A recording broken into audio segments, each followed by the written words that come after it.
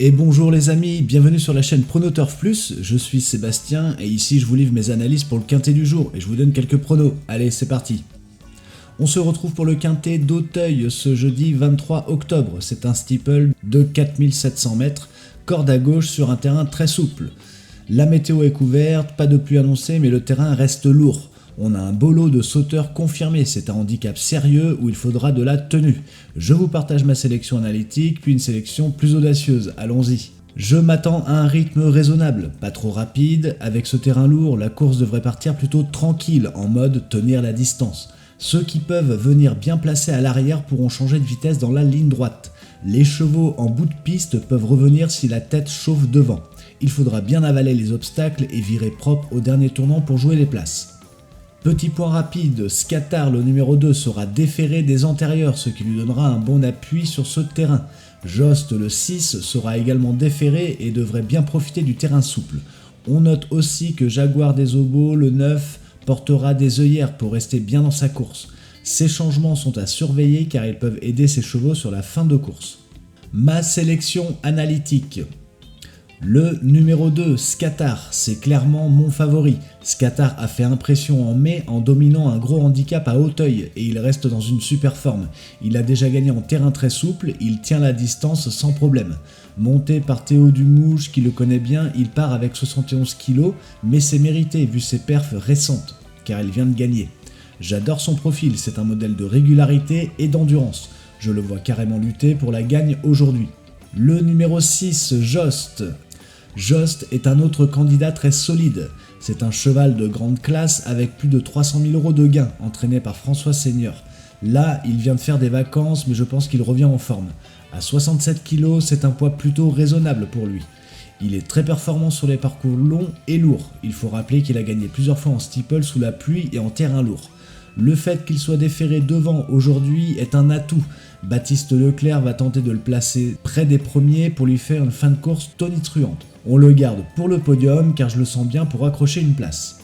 Le numéro 9, Jaguar des Obos. Cette jument est mon troisième choix. Jag des Obos est entraînée par Nicolas De Wilder, une fidèle de la course. Elle a montré de la qualité au fil des courses, gagnant en haie et bonne à l'attelage, et monte de catégorie en steeple. C'est une brave jument qui aime Auteuil et les longues distances. Elle sera munie d'œillères aujourd'hui, ce qui peut la concentrer. On sait qu'elle termine bien ses courses quand le parcours est sélectif. Avec 63,5 kg, elle bénéficie d'une décharge raisonnable pour une femelle. Jockey Gabin Meunier va la placer derrière les leaders, puis insister sur sa bonne action finale. Pour moi, c'est une base sûre pour les places. Le numéro 1, Japon. Je le sens vraiment bien ce Japon. C'est un François Nicole qui court dans ses œuvres. Il vient de faire une super rentrée en avril, deuxième du prix William Head à Auteuil, sur un profil similaire à 4500 mètres. Le voilà en meilleure forme, muni de blinkers, des œillères pour rester vigilant. À 7 ans, il a encore de la marge et se plaît sur le lourd. Angelo Zuliani le monte et l'a déjà mené gagnant 2 fois à Auteuil. Tactiquement, il peut partir en tête ou aux avant-postes, mais on le laissera peut-être s'économiser. Il a le numéro 1 à la corde et une belle chance de finir devant. C'est un favori naturel et je le garde en base car c'est un cheval qui revient bien et régulier. Le numéro 3, Jardin d'Artel. J'ai envie de le garder car c'est un profil très intéressant. Il a fait sensation mi-mai à Auteuil en remportant un gros handicap listé sur 4200 mètres, malgré son poids élevé de 72 kg ce jour-là. Il confirme qu'il lui faut de la distance. Emmanuel Clayeux le connaissait très bien, c'est un vrai battant. Sur ce handicap, il porte 69 kg, c'est pas donné, mais il a déjà démontré sa forme en terrain lourd. Clément Lefebvre va sûrement le placer dans le groupe de tête et il pourra finir vite sur les 400 derniers mètres. C'est un concurrent sur qui compter pour le top 4. Mes regrets, en dépannage, je citerai Benou, le numéro 4, qui était troisième du même handicap en avril et qui vient de faire une rentrée encourageante. Et le numéro 5, Jachard, un cheval expérimenté qui peut surprendre dans ce genre d'épreuve en phase ascendante. Il complète mes choix. Ma sélection statistique. J'ai testé plusieurs solutions de tranches et parités. Je couvre les tranches 1-5, 6-10 et 11-13. Et je privilégie 3 numéros pairs pour 2 impairs. Ma sélection statistique, le numéro 6, le 9, le 1, le 4 et le 12. Ce sont des numéros complémentaires et cohérents avec ce qu'on attend du rythme de la course. Ma sélection audacieuse. Ma sélection avec 2 favoris, 2 outsiders et un tocard. J'ai cependant mélangé un petit peu les ordres pour plus de pertinence. Le numéro 2, le 8, le 6, le 11 et le 12. Mes valeurs sûres, le numéro 2, Scatar, car son entraîneur sait le monter tactiquement, et le numéro 6, Jost, il finit très vite. Mes outsiders, le 8, Calibre. Ce 5 ans de chez Samuel Déez monte en puissance, il est à l'aise sur le lourd et a le numéro 8 qui n'est pas mal pour sa corde. Et le 12, Seigneur des As, un truc caché de chez Georges Zetterholm, il vient de bien courir avec 56 kg et il a sa chance en fin de course.